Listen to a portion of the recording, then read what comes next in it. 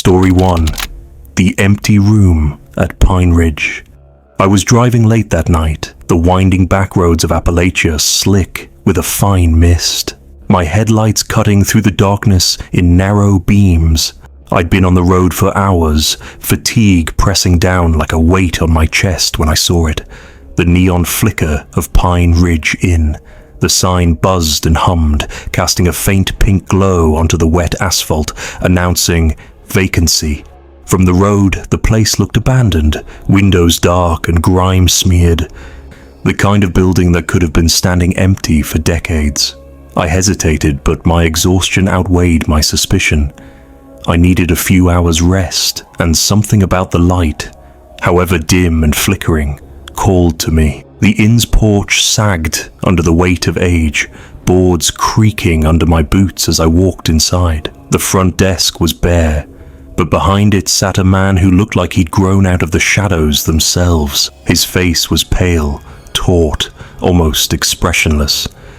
Eyes dark and unreadable. He didn't greet me, didn't ask for my name or where I'd come from. He merely slid a brass key across the counter, the metal cool beneath my fingers. I muttered a thank you, but the sound seemed swallowed by the musty air of the lobby. The smell of mildew and old wood clung to everything. I could hear the faint hum of the neon sign outside leaking through the single dusty window.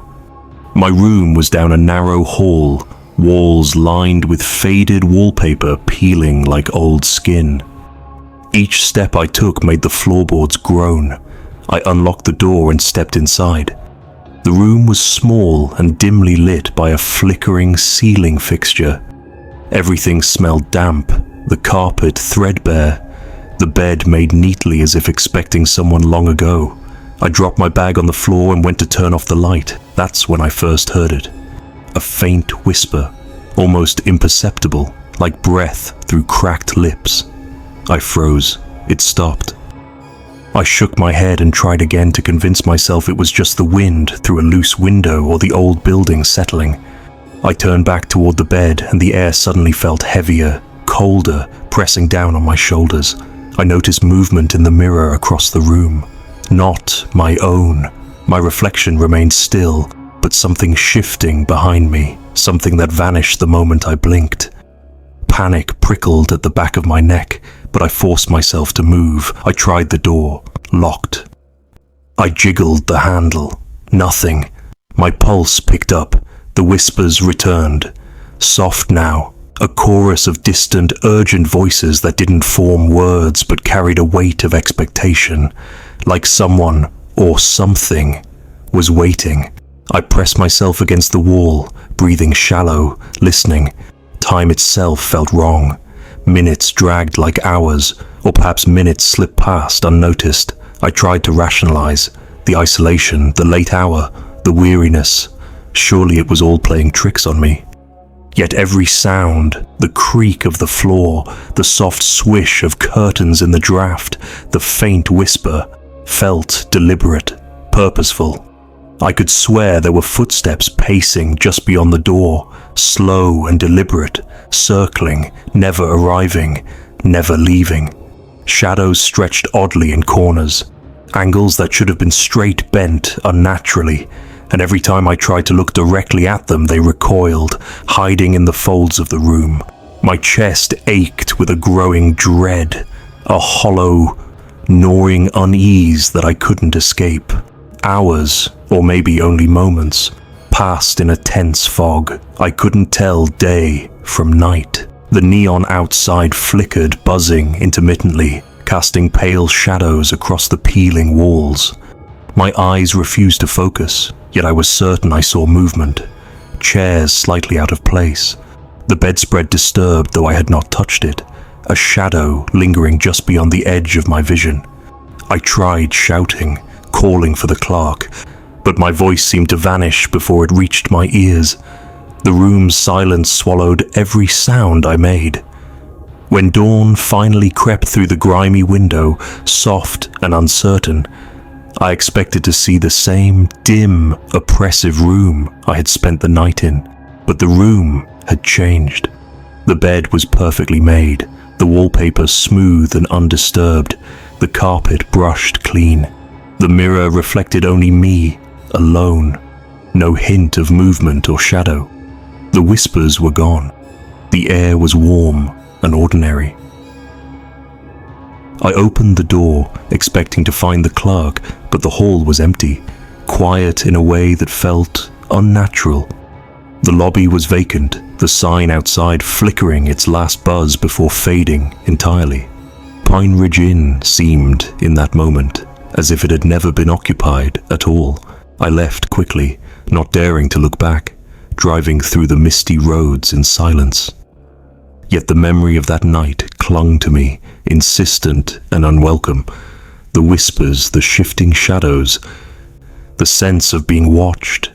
It didn't vanish with the sunrise. I could still feel the weight of that room, pressing down from a distance. A quiet reminder that some places in these mountains hold on to you long after you've thought you've escaped.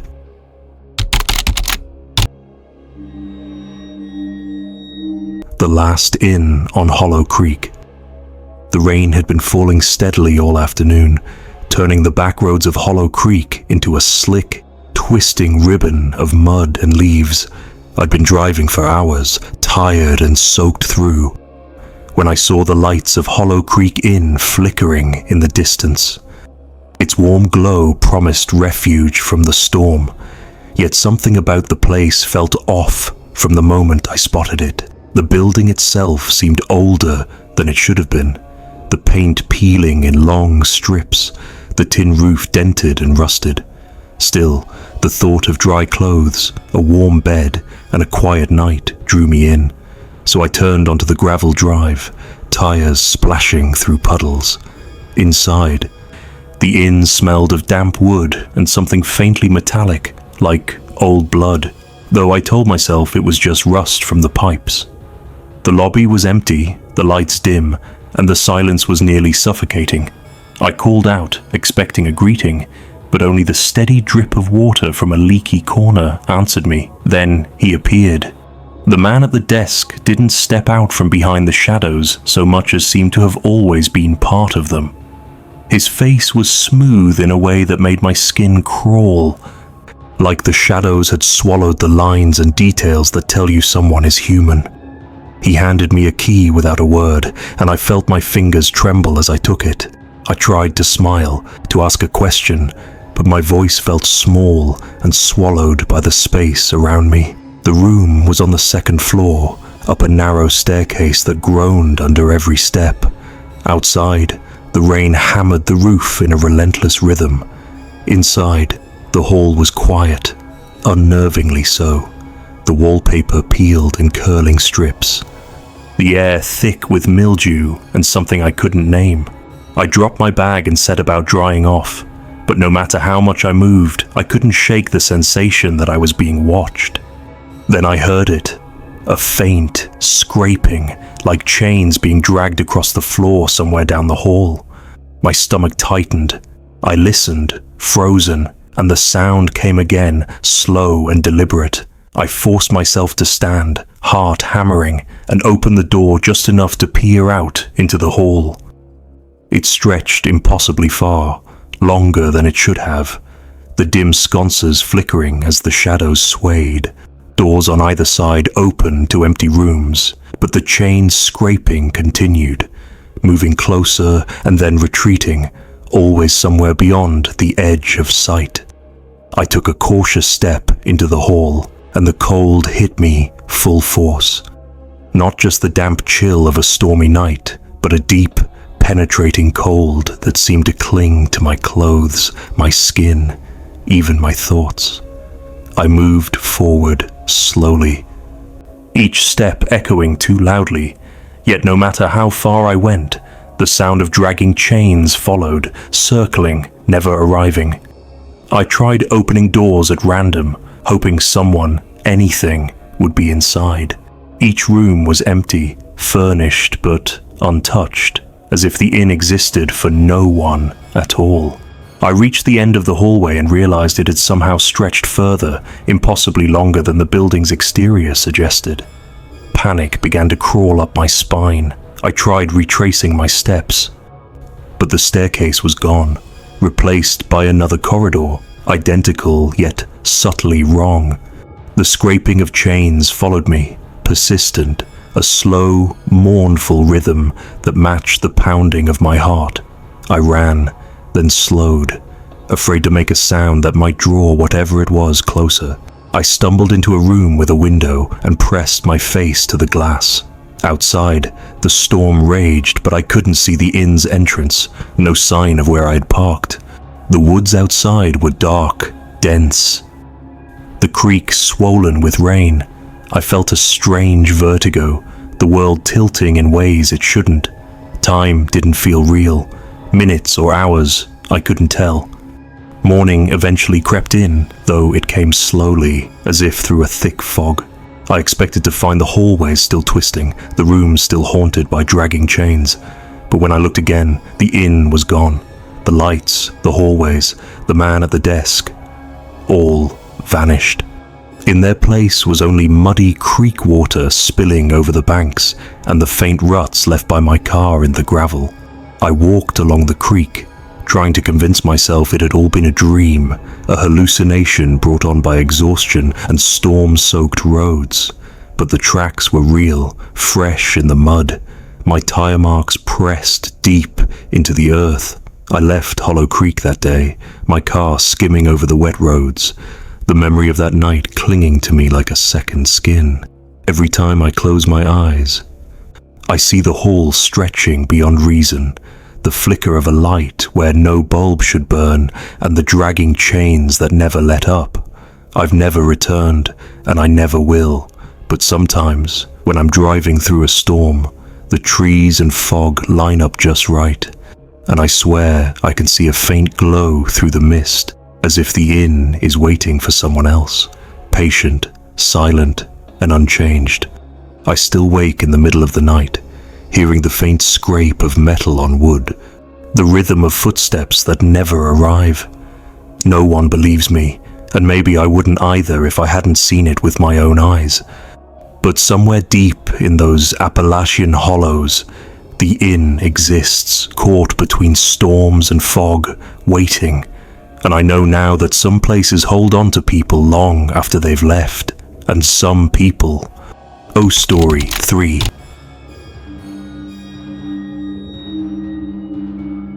Whispering walls of the mountain lodge. The road up to the lodge was nothing more than a winding ribbon of gravel, snaking along the cliffside with nothing but steep drops and thick forest on either side. I arrived after dark, the headlights of my car cutting through a mist that seemed to rise from the earth itself. The lodge loomed ahead, its wood darkened and slick from years of storms, the kind of building that looked as if it had grown out of the mountain rather than been built upon it. A single porch light flickered, casting long, trembling shadows across the rough boards. I pulled in slowly, trying to shake the unease crawling up my spine, and noticed the caretaker standing near the door. He gave a curt nod, face shadowed and unreadable, and then vanished into the night without a word. The silence felt unnatural, like the forest itself was holding its breath. Inside, the lodge smelled of wet timber and old smoke, a lingering scent that clung to the air and made my chest tight. The floors groaned beneath my feet, and the walls creaked as if stretching from some unseen weight. I dropped my bag in the small lobby and tried to steady myself. That's when I first noticed it. A low murmur, faint at first, almost indistinguishable from the wind through the cracks. I stopped, listening. The sound wasn't outside. It was inside. It came from the walls themselves. The whispers were urgent, fragmented, repeating phrases I'd never said aloud, details I hadn't told a soul. I felt my stomach twist, a deep, gut-level dread settling in. I followed the narrow hallway leading to my room, trying to convince myself it was the building settling, the wood expanding and contracting in the cold night. But the whispers followed, circling me, rising and falling in a rhythm that made my pulse jump. I passed doorways I didn't remember seeing on the way in, each one yawning open into darkness. I hesitated, peering inside. Empty rooms, yes, but the air felt heavier, almost alive. Every wall seemed to breathe, expanding and contracting subtly, carrying the murmurs deeper into my mind. I tried to focus on the mundane, the threadbare carpet, the peeling paint, the crooked furniture, but the whispers clawed at my thoughts, replaying fleeting fragments of my life, intimate moments I hadn't shared with anyone. I reached my room, shutting the door behind me, but it did little to quiet the voices. The floorboards creaked beneath me even when I stood still. The shadows in the corners seemed to gather, lingering just beyond the edge of vision. I pressed my back against the wall, trying to remember why I'd come up here in the first place, to recall the reason I needed this trip. It didn't help. The whispers grew louder, insistent, almost pleading. I felt my own secrets spilling out in the echoes, and I realized the lodge didn't need to see me. It knew me already. I tried to leave, retracing my steps down the hall, but the hallway stretched impossibly, longer than it should have been. Doors appeared where none had been before, and the layout I thought I understood had changed. The lodge seemed to shift under me, rearranging itself quietly, subtly, and I stumbled over floorboards that weren't there moments ago. The air grew damp and cold, and the whispers followed, never letting me forget that I was no longer simply walking through a building, but through something that had intent, that had memory. I ran, though running did nothing to ease the dread. Each room I passed opened and closed, as if breathing, the shadows folding in on themselves. I tried to call out, to shout for the caretaker, but my voice felt swallowed, leaving only the rising panic in my chest. My hands were slick with sweat, and the walls themselves seemed to pulse with the rhythm of my fear. I thought I saw figures, fleeting shapes that vanished when I blinked. Faces pressed into the wooden panels, mouths moving without sound. Every step forward was a negotiation with the lodge, a silent bargain I had no idea how to keep. Hours, or maybe minutes, passed. I couldn't tell. Time felt wrong, stretched and folded like the building itself. Eventually, I stumbled down a staircase I didn't remember climbing, and the whispers began to fade, less urgent, retreating like water draining from a sink. I emerged outside onto the porch, damp and shaking, the cold night air heavy with mist. The lodge stood behind me, silent now, its dark wood gleaming wetly in the pale moonlight. I wanted to leave, to get back to the road, back to normality, but a part of me couldn't move. The whispers had followed me, lingering in my mind, threading through my thoughts like smoke. I drove back down the cliffside slowly, headlights cutting through the fog that had settled over the trees. The road seemed narrower now, every shadow twitching with potential movement. I tried to convince myself that it was a dream. Exhaustion and isolation twisting my perception, yet I could still hear fragments of those murmurs as if they were etched in my memory. Half-formed sentences, secrets I hadn't told, names I hadn't spoken aloud. I told myself I was imagining it, that no building could remember the living like that. But sometimes, when the wind shifts through the trees just right, I hear the lodge whispering again, calling, reminding me that it knows me, and it always will. Story 4.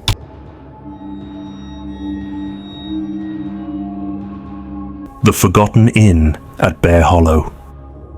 I'd been driving for hours when the old truck coughed and died, leaving me stranded miles from the nearest town. The rain had started earlier, a steady drizzle that made the forest around me feel suffocatingly close. I tried the ignition again, but the engine refused to turn over, and I realized I had no choice but to leave the vehicle and hope for shelter. That's when I saw the lights through the trees, a warm, steady glow, almost too deliberate in the midst of the dark, misty forest. As I stumbled along the mud-slick path, the outline of Bear Hollow Inn emerged. A squat, weathered building, its paint peeling and windows grimy, yet somehow illuminated as if it had been waiting for me. The front door creaked under my hand, and I stepped inside, grateful for the warmth, though the air was heavy with dust and something I couldn't name. The place looked abandoned, years of neglect evident in every cobwebbed corner, but the lights were on, flickering slightly above the main room. My eyes were drawn immediately to a small dining table, set as though for a family meal. Plates with uneaten food, silverware neatly placed, chairs pulled out like someone had just risen. I wanted to laugh at the absurdity, but the hair on my neck prickled and a hollow unease settled in my chest. I was not alone. I found a chair in the corner and collapsed into it, shivering from the dampness and exhaustion. The minutes stretched and lengthened in the silence, but then I heard it, the soft scrape of a chair against the floor in the room next door. My heart jumped. I told myself it was the old building settling, that the storm outside could be playing tricks on my ears, but the noise came again, deliberate this time. And then came the humming, low and quiet, like someone testing a tune in the darkness. It wasn't loud, but it pressed against my eardrums and rattled my thoughts. I dared not move, frozen, every instinct telling me to flee, yet unable to see anyone or anything. The night stretched on in uneasy stillness, punctuated by the faint movements in the rooms I couldn't see. Footsteps echoed softly, slow and uneven, pacing the floorboards with intent. The humming continued in patches, sometimes stopping when I blinked, then resuming as if taunting me.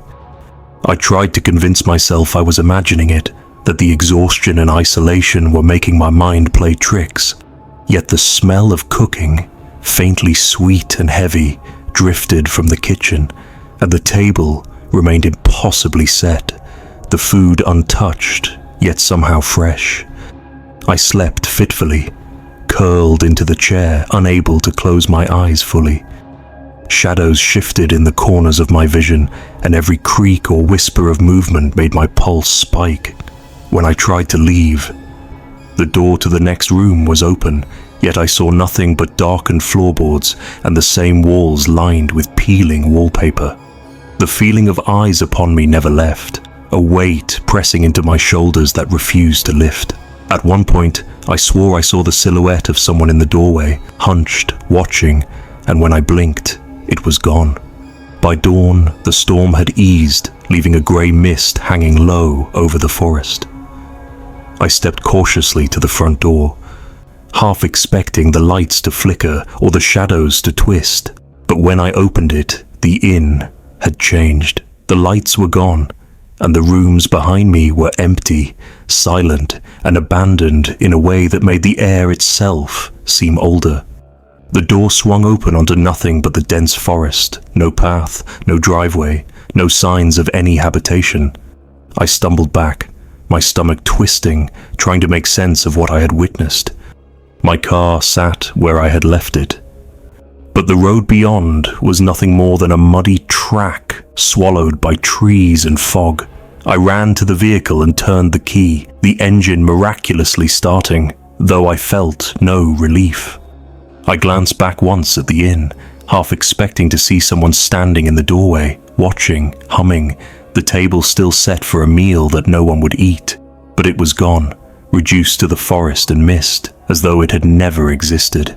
My hands trembled on the steering wheel, and a cold dread lingered long after I put distance between myself and that place.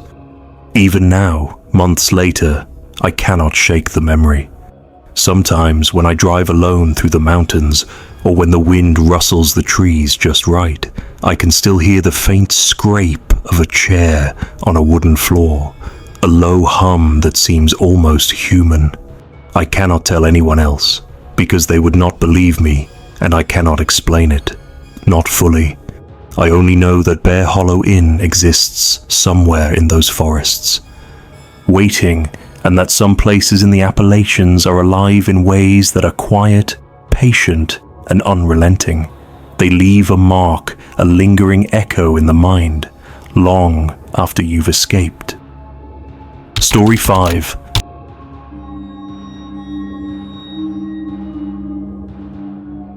Midnight at Hollow Pines Motel. I pulled into Hollow Pines Motel late. The road behind me slick with rain and the forest pressing close on either side. The sign flickered in broken neon, the letters sputtering a weak welcome, and the place seemed quieter than it had any right to be. From the moment I stepped inside, I felt it. The weight of eyes tracing me, subtle but insistent. The lobby was small and dim, the smell of stale cigarette smoke and cleaning fluid hanging in the air. The clerk sat behind the desk, hands folded, his eyes unnervingly still, following me without blinking. His face was unreadable, almost carved from stone, and I realized that nothing he did would tell me if he acknowledged me at all. He handed me a key and nodded once. That was all. The walls of the motel were thin, the kind of papered plaster that amplifies every sound. My room was at the end of a narrow hall, the fluorescent lights overhead buzzing faintly. I dropped my bag on the bed and tried to ignore the constant sensation of being observed, but it was impossible. The room smelled faintly of mildew, a stubborn odor that clung to the corners. I lay down, but sleep refused me. Through the walls I could hear sounds, or what I thought were sounds, breathing. Faint shuffles, maybe the creak of the bed next door. My nerves were raw, every little noise amplified in the dark. I told myself it was just someone else staying in the motel, yet the rhythm of the noises never matched the wall's occupants, never slowed or paused in a natural pattern. Around midnight, the power went out. The hum of the fluorescent lights ceased, leaving only the soft patter of rain against the roof. I felt the room grow colder, tighter, as if the air itself were pressing against me. Then the lights flickered back, brief bursts revealing the hall outside my door. Shadows stood just beyond the edges of the rooms, fleeting shapes that seemed to move when I looked away. I saw nothing concrete, no faces, no figures I could point to. Yet I knew something was there, watching, waiting. Every flicker left me more tense, every flash of light making the shadows twitch and shift like smoke. I wanted to get up, to check the hall, but my limbs refused to move, frozen by the unease that coiled in my stomach. The night stretched endlessly. I could hear whispers, or maybe it was just the wind outside, carrying voices that weren't mine but were intimately familiar in a way that made my skin crawl. The thin walls gave no comfort. Every creak, every groan of the building felt deliberate, timed to unsettle me. I imagined eyes peering through cracks, glimpses of movement behind the doors. Yet when I forced myself to look, there was nothing. Nothing tangible, only the oppressive sensation of being surveilled. The mattress beneath me seemed too soft, the shadows too heavy. I could feel them lingering in the corners of the room, stretching along the ceiling, pressing against the edges of my mind. Hours, or maybe minutes, passed in this strange limbo. I would doze, only to jerk awake to the faint scraping of shoes on tile, a soft sigh, or the subtle shift of air against the wall. I pressed my head into the pillow, trying to force reason into my panicked thoughts, yet the fear was persistent, real. Every sense told me I was not alone. I felt eyes on me, waiting, patient. I tried to convince myself it was imagination, nerves frayed by travel and solitude, yet the sensation refused to fade. I sat up and looked at the door. It was closed, nothing more than the familiar beige chipped paint and scuffed edges. Still, I knew the shadows lingered just beyond it. By the time dawn's weak light filtered through the blinds, the motel seemed ordinary again. The hum of electricity returned, the fluorescent lights steadied, and the hall outside my door appeared empty and still. The clerk's desk was unremarkable, the lobby silent and plain. The thin walls held no whispers, no subtle footsteps. It was as if the night itself had been a dream, a fevered hallucination brought on by stress and travel. I packed my things quickly, forcing myself to leave, my hands trembling as I locked the door behind me. Yet the memory did not leave. Even now, when I close my eyes, I can see the flicker of shadows standing just beyond the doorway, stretching and bending with the fluorescent light. I can feel the weight of eyes on me, the same patient watchfulness pressing down in my chest. Hollow pines. Motel appears normal to anyone who drives by, the neon sign sputtering and fading like any other roadside establishment. Yet I know what lingers there, waiting. It does not announce itself, does not strike suddenly, but it waits patiently, and for anyone who stays too long, it watches. The fear, the unease, follows me long after I've left, settling into my mind in quiet, persistent ways that refuse to be shaken. I have never returned, and I will not. Yet sometimes when I drive alone on backroads through the mountains, the memory creeps back, and I can feel that same patient gaze pressing at the edges of my perception. The motel, the shadows, the flicker of light, they exist somewhere in those hills, unchanged, waiting for someone else to notice them. And I know now that some places are not just buildings, not just rooms, but living memories, quietly observing, and they carry the past and its fears with them. Story 6. Room 6 never sleeps. I had been driving for hours that night, the backroads winding through the Appalachians like a maze carved from shadows. My eyes were heavy, the miles blurring together, and every tree seemed to lean closer, watching. That's when I saw it. A dim glow from a window set back from the road, the faint outline of an old inn partially hidden by overgrown shrubs.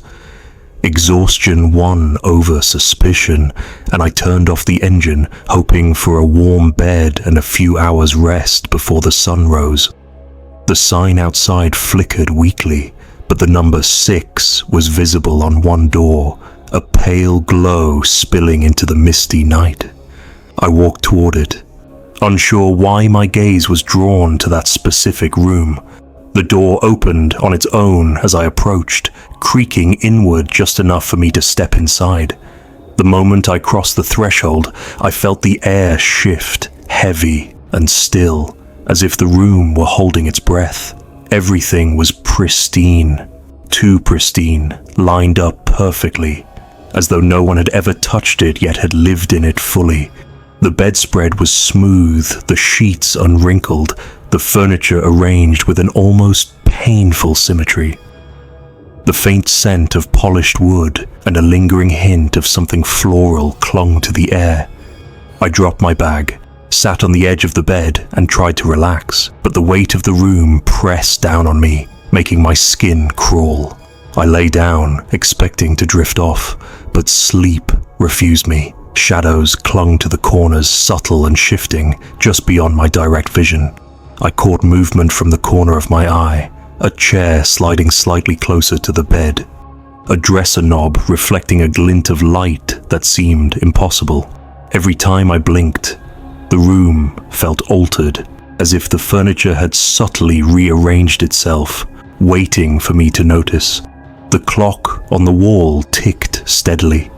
Yet when I glanced at it again, the hands had not moved. Minutes or hours might have passed. I could not tell. I tried to leave, heart pounding, but the door felt heavier than it should. When I finally pushed it open, the hallway stretched impossibly long, far beyond the space I had traversed moments before. Each step echoed unnaturally, the wood groaning beneath my feet. I turned to look back at room 6, expecting to see its faint glow, the precise arrangement of furniture, the subtle, unnerving perfection. But it was gone. Only an empty wall stared back, pale and featureless, cold in a way that made my skin prickle. I walked the hallway, my footsteps tentative, listening. There was silence, thick and expectant, broken only by the faint creak of distant floorboards that I could not locate. The walls seemed to lean inward subtly, narrowing, stretching, the angles of the hall shifting imperceptibly. I told myself it was exhaustion, that my mind was playing tricks, but the unease was physical, pressing into my chest with each hesitant step. Every corner I passed felt watched, the faint sensation of being followed lingering at my heels. Hours, or perhaps only minutes, passed in that impossible corridor. I found doors that weren't there before, small rooms that seemed lived in, yet entirely empty, their furnishings familiar, yet not quite the same. The faint scent of something old and floral followed me, reminding me of room 6, of the perfection that had pressed against my mind. I wanted to leave, to run, but the hallway seemed infinite, unyielding. The air grew colder, every breath sharp in my lungs, carrying the subtle hum of something just beyond perception, a vibration in the walls, a resonance in the floorboards. Finally, I reached what I hoped was an exit. The light outside the front door was weak, the fog of early morning pressing in. I stepped through and felt the temperature rise slightly, the oppressive weight of the inn lifting for a moment. I glanced back, half expecting to see room 6 glowing, waiting for me to return. There was nothing, only the long, silent walls, doors now closed, empty, and a quiet that made my ears ache. I hurried back to my car, shaking, unwilling to look at the building for more than a moment, and even then it seemed to fade in the fog, its shape uncertain, unreal. Even now I cannot forget that room, its meticulous perfection, and the way it watched me from the corner of my vision. Sometimes, when I'm on the road late at night, I swear I see the faint glow of a window, a room waiting, perfectly arranged, calling silently to the weary, the lost, the alone. And in those moments, I remember the impossibly long hallways, the shifting furniture, the ticking clock that never moved, and I feel the lingering pressure in my chest, the certainty that some places in these mountains do not sleep, and they never forget the people who enter them. Story 7.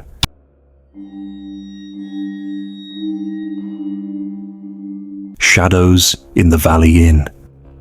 I first saw Valley Inn from the road as the sky bruised into evening, its modest signs swinging gently in a cold wind that seemed to carry a weight heavier than ordinary air. From a distance it looked welcoming enough. A small building with soft light spilling from the windows, a place to rest before night fully swallowed the mountains. But the closer I got, the more I felt the unease pressing down on me, subtle at first. A chill brushing my neck, the kind that makes you glance behind you for no reason at all. Even the trees lining the driveway seemed to lean inward, watching. Inside, the inn smelled faintly of wax and damp carpet, the kind of scent that reminds you of somewhere long unused, yet carefully maintained. The receptionist barely acknowledged me, her head tilted slightly, eyes cold and unreadable. She handed me a key without a word, and I felt an odd tug of reluctance to go up to my room, but exhaustion won out. The hallways were narrow and lined with patterned wallpaper that had begun to fade unevenly, the carpets worn in soft swaths from decades of footsteps. Every sound I made seemed unnaturally loud, echoing down the empty corridors. By nightfall, the inn had become a different place entirely. I lay in bed, trying to convince myself it was all ordinary, the silence, the cold, the shadows, but soon I began to hear it, soft laughter, low and almost playful, echoing down the hall. I told myself it was the wind, perhaps a trick of the old building settling, but the timing was wrong. It came in measured intervals, deliberate and human. When I glanced toward the corners of my room, the shadows seemed to twist ever so slightly when I looked directly at them, subtle movements that vanished if I tried to focus. The bed felt smaller somehow, the air heavier. I could not shake the sensation of being observed, the pressure of unseen eyes tracing my movements even in the dark. I tried to explore, moving quietly down the hall to see the source of the sounds. Doors that I was certain I had passed earlier now swung open before me, revealing rooms I had never entered. Rooms that smelled faintly of stale food, wood polish, and something metallic that made my stomach turn. I stepped inside cautiously, but there was never anyone there, only the uncanny stillness of human presence. The hallways shifted subtly as I walked, the familiar layout of the inn becoming unfamiliar, almost alive, stretching beyond reason. At one point, I turned a corner and found the exit I had used to enter had vanished, replaced by a dark hallway that extended further than it should have. The walls closing in just slightly, narrowing the passage and making the ceiling seem lower than before. Hours, or maybe minutes, passed in this distorted space. Every step I took seemed to echo behind me, yet when I spun around, there was nothing. The faint laughter came again, bouncing down the hall, accompanied by creaks and soft thuds I could not locate. I pressed myself against the wall, trying to remain quiet, trying to make sense of it, but the more I watched, the more the shadows seemed to stretch and writhe with subtle intent. I could feel the air shift around me, heavy with the memory of footsteps that weren't mine, whispers that teased the edges of my hearing, lingering just beyond comprehension. Finally, exhaustion overcame fear, and I sank to the floor in a narrow alcove, clutching my knees. My eyes roamed the hallway, taking in the rooms that should have been familiar, yet weren't. I realized with a cold knot of dread that the building itself seemed to have a consciousness, moving imperceptibly, guiding me through its corridors, showing me spaces that had never existed before, rooms that held no one yet carried the residue of presence. The laughter had ceased, replaced by silence so complete it pressed in on my ears, the kind of stillness that makes your own heartbeat sound deafening. Dawn came slowly, pale light spilling through the blinds, softening the long shadows. I expected the hallways to remain distorted, the rooms to remain shifted, but the inn had returned to its ordinary form. Carpets lined the corridors evenly, doors sat closed and unremarkable, and the receptionist at the desk blinked at me normally when I descended, as though nothing had occurred.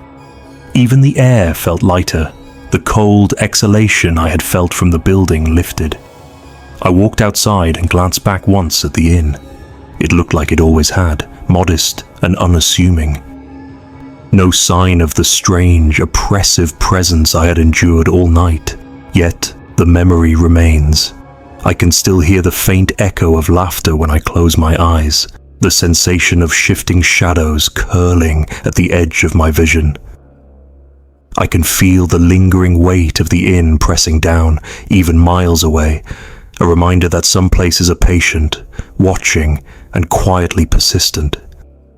Valley Inn is out there, waiting in the folds of the Appalachian mountains, appearing ordinary to anyone who drives by, but holding spaces that stretch beyond comprehension, moments that refuse to end, and shadows that never sleep. Story 8. The inn that watched me sleep. I arrived at the inn late in the evening, the road behind me slick with recent rain and the mist clinging to the forest like a living thing. I was exhausted, every muscle aching from hours of driving, and the faint glow of the inn's windows felt like salvation. From the outside, it looked ordinary enough, modest, tucked into the trees, the soft yellow light spilling from the lobby into the dark. But as I stepped inside, a chill ran through me, a subtle weight that pressed against my chest. The receptionist barely glanced up as I checked in, and the small bell on the desk jingled faintly as I set my keys down. There was nothing overtly wrong, yet the air carried a sense of expectancy, the quiet hum of a building aware of my presence. The bed in my room was the first thing I noticed, too firm, unnaturally cold. The sheets crisp in a way that felt deliberate. I lay down, hoping to drift into sleep, but a faint scratching sound began almost immediately, like fingernails tracing the plaster along the walls. I turned on the light and scanned the room, every corner visible, yet no one was there. The sensation of being watched remained, pressing on my neck, along my shoulders, seeping into my bones. I told myself it was fatigue, nerves, the mind playing tricks. But the scratching persisted, subtle yet precise, moving in ways the wind or an old building could not account for. That night stretched endlessly. I dozed briefly, only to wake with the sensation of someone leaning over me, a presence that pressed against the side of my bed, breathing softly in rhythm with the quiet hum of the inn. I dared not move, heart hammering in my chest, and the scratching grew louder, closer, circling the bed, impossible to pinpoint. I could not tell if the movement came from the walls or beneath the floorboards, but it was deliberate, patient, aware of me. I tried to convince myself it was imagination, yet the room seemed alive, responsive, its very structure shifting subtly with each sound. The next night was worse. Sleep was impossible, replaced by hours of listening, each creak of the floorboards or whisper of wind through the window magnified into deliberate signals. The scratching circled again, a slow, deliberate rhythm that matched my racing heartbeat, following me wherever I shifted, keeping pace, leaving no corner of the room untouched. I could feel the presence leaning over me again, breathing with quiet intent, patient, unyielding. I never saw it, never glimpsed a shadow that could be traced, but the awareness of it filled the space completely, pressing into my mind as much as my body. Morning brought no relief. I left the room, shaking, my hands trembling, my eyes darting over the walls, half expecting to see movement in the corners. The lobby was empty, ordinary, almost welcoming, and the receptionist remained behind the desk as if nothing had occurred. I walked outside, and the air seemed lighter, yet a lingering weight clung to my chest, the memory of the inn's awareness refusing to fade. It had not simply housed me, it had observed me, pressed against me in ways I could feel but could not see. And the sensation of being watched lingered long after I put distance between myself and its walls. I never returned, yet sometimes, when I drive alone late at night, or when the wind rustles through the trees in just the right pattern, I can feel the memory of that inn pressing against me again. The bed too firm, the cold sheets, the scratching, circling, patient, deliberate. I can feel it waiting, alive, breathing, remembering, aware of every movement I make. The building itself, ordinary in appearance, held something impossible within its walls. A consciousness quiet, patient, and terrifyingly intent.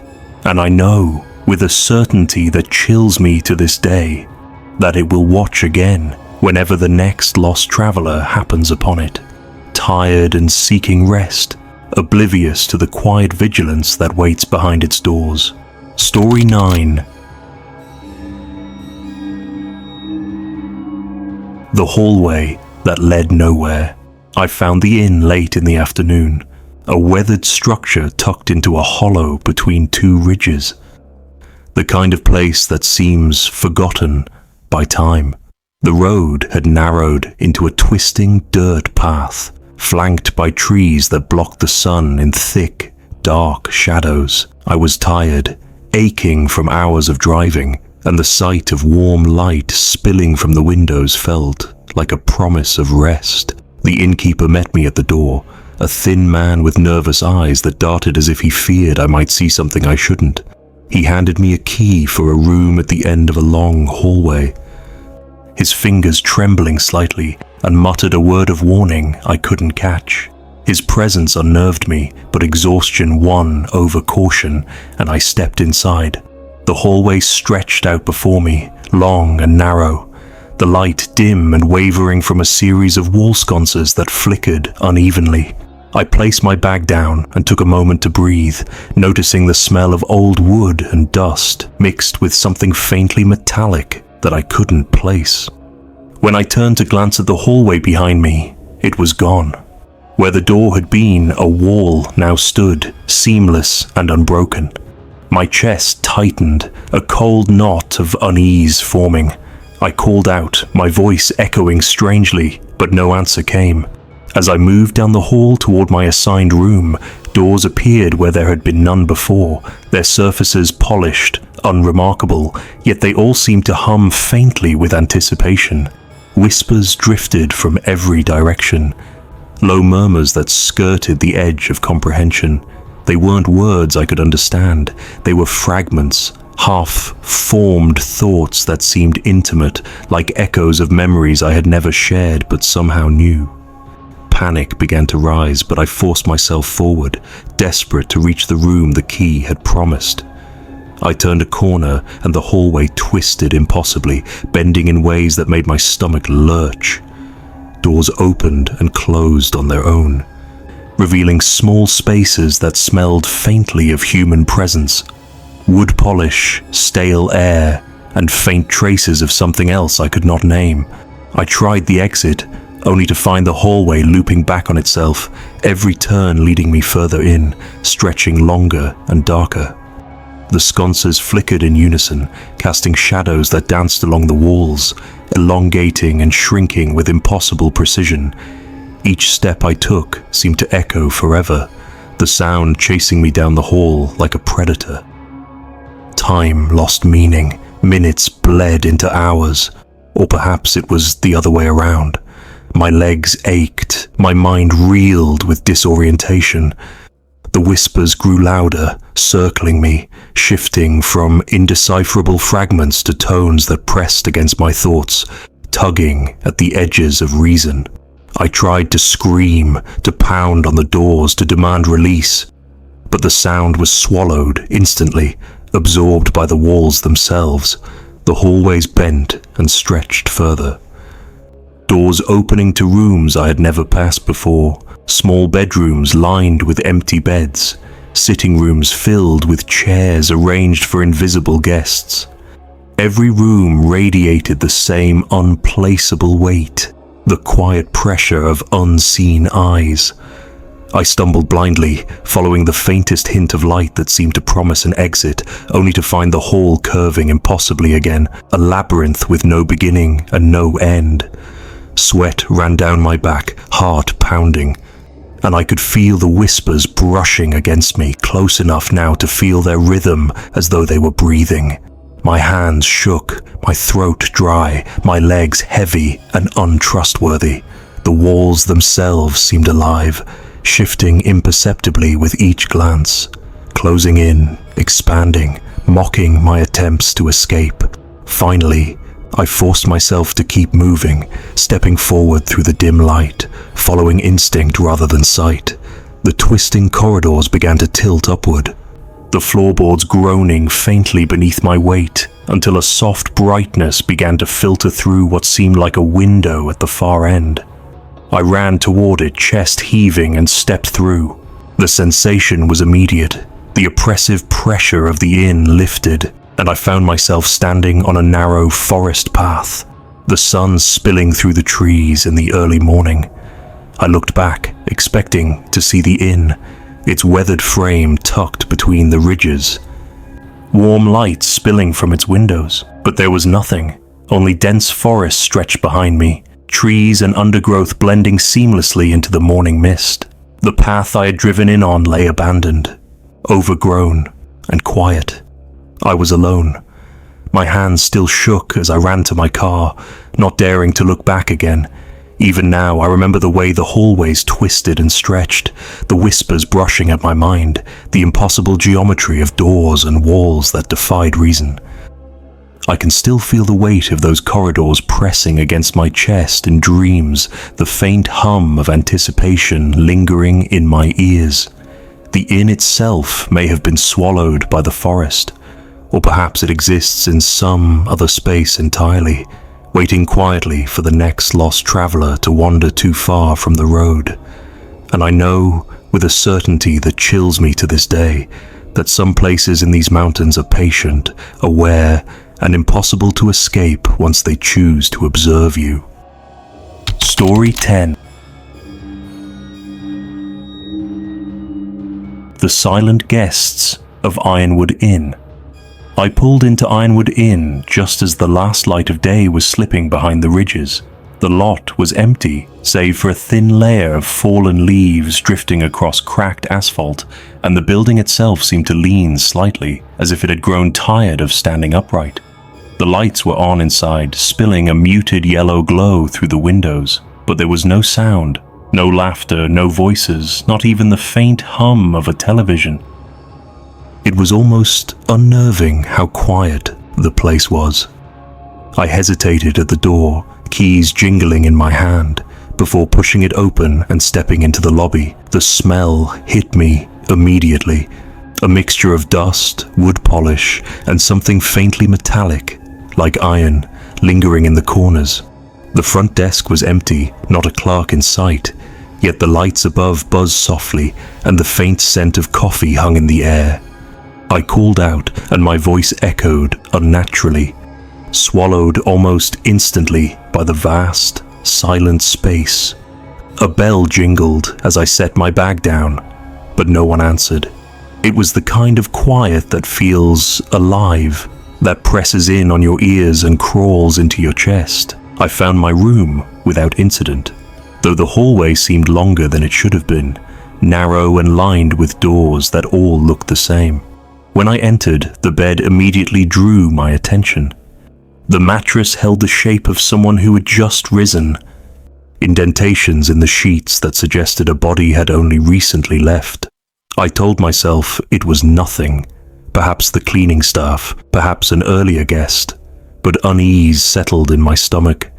I set my bag down and tried to lie down, pressing my face into the pillow, but the room felt too cold, too deliberate, as if it were aware I was there.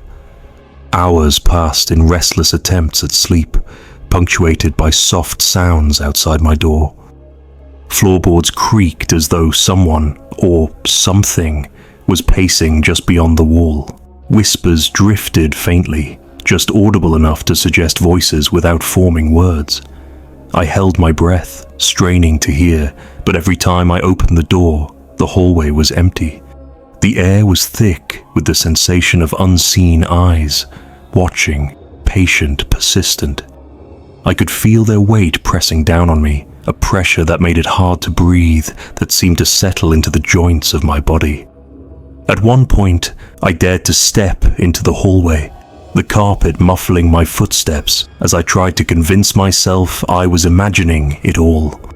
The corridor stretched impossibly, the doors all closed, yet I could hear the creak of movement, the faint shifting of shadows against the walls. I called out again, voice tight with fear, but there was no answer, only the subtle thrum of anticipation in the silence, the suggestion that the inn itself had settled into a quiet awareness of me.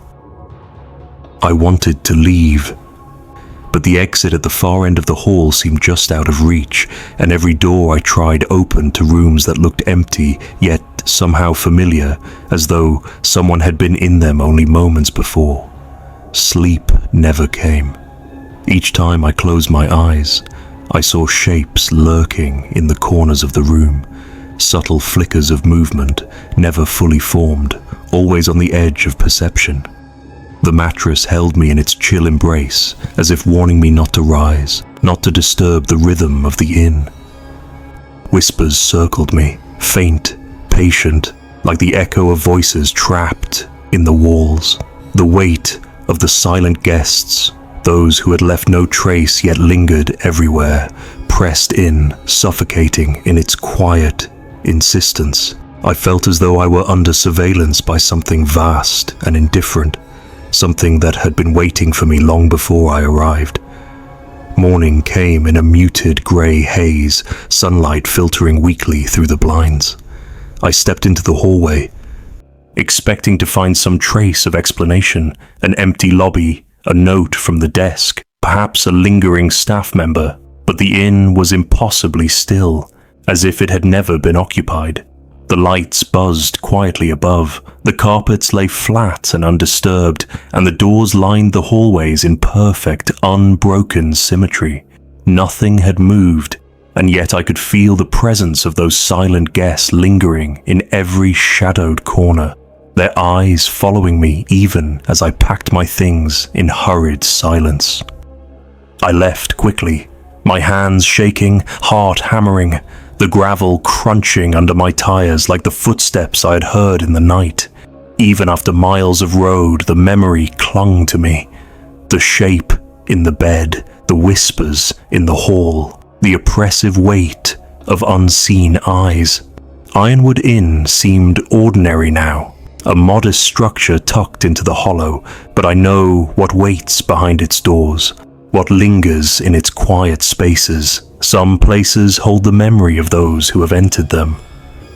Patient and watchful, and though I escaped, I carry a piece of that silent observation with me, pressing against the edges of my thoughts.